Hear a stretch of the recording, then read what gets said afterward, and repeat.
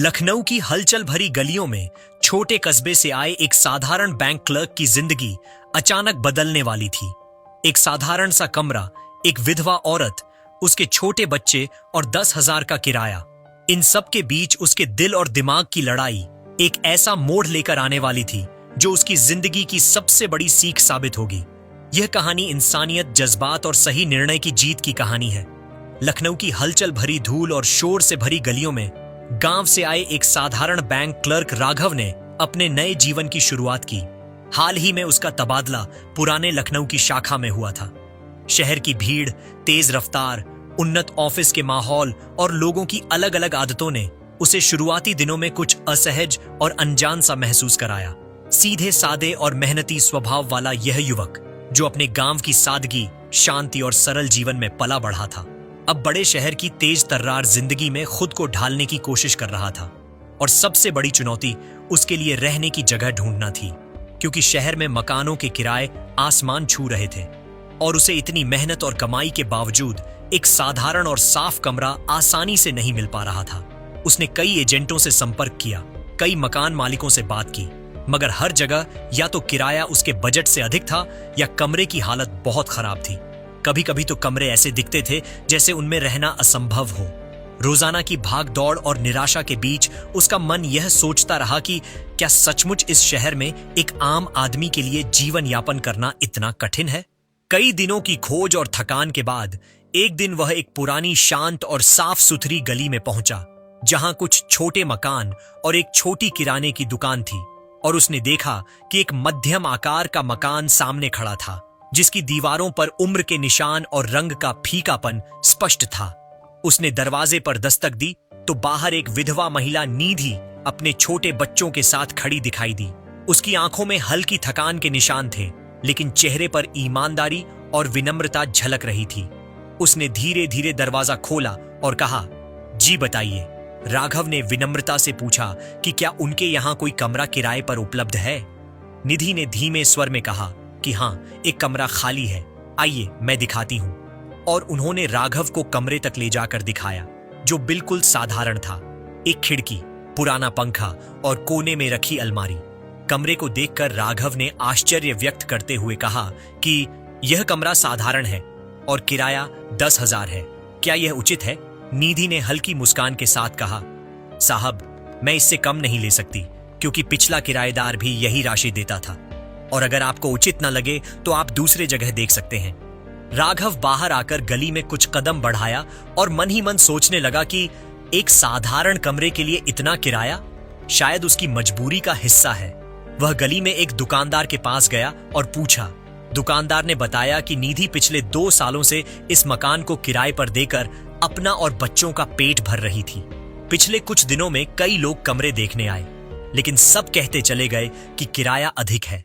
राघव के दिल में निधि के लिए एक अजीब सा सहानुभूति का भाव उमड़ आया और उसने तय किया कि वह उसके काम की कदर करेगा और उसे परेशान नहीं होने देगा। वह तुरंत दरवाजे पर लौट आया, मुस्कुराया और कहा कि उसने कई जगह कमरे देखे हैं, लेकिन सच कहूं तो यह कमरा सबसे अच्छा लगा और किराया भी उचित है, मैं यहीं रहूंगा। यह सुनकर निधि की आंखों में खुशी की चमक आई। उसकी जुबान शांत थी, लेकिन आंखों से आंसू बहने लगे। उसने कहा, भगवान तुम्हें सुखी रखे। और इस छोटे से पल ने दोनों के जीवन में एक अनकहे रिश्ते की नींव रख दी। अगले ही दिन निधि ने कहा कि कमरे की सफाई और कपड़े धोने का काम वह खुद कर देगी। इसके लिए किसी और की जरूरत नहीं है और कोई पैसे की बात नहीं होगी। राघव ने नरमी से कहा कि एक शर्त है, मैं आपको इसके लिए भुगतान दूंगा। निधि कुछ समय के लिए चुप रही, फिर मुस्कुराते हुए कहा कि भगवान तुम्हें सफलता दे। और इस छोटे से संवाद के बाद राघव हर रोज दफ्तर जाता, मेहनत करता और धीरे धीरे ऑफिस में उसकी लगन और नम्रता के कारण मैनेजर और सहकर्मी उसकी इज्जत करने लगे।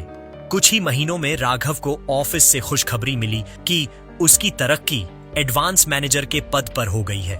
उस दिन उसने निधि के बच्चों के लिए कुछ कपड़े और मिठाइयां ली।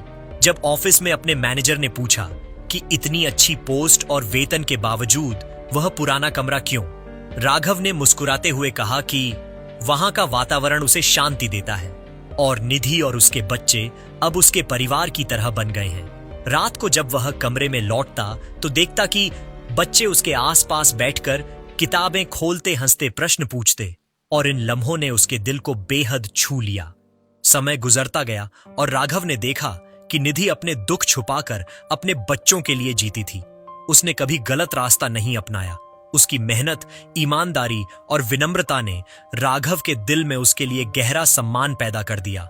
धीरे धीरे राघव ने फैसला कर लिया कि वह निधि से शादी करेगा। हालांकि यह निर्णय आसान नहीं था, क्योंकि उसे अपने माता पिता और समाज की सोच का डर भी था। उसने सबसे पहले अपने माता पिता से बात की।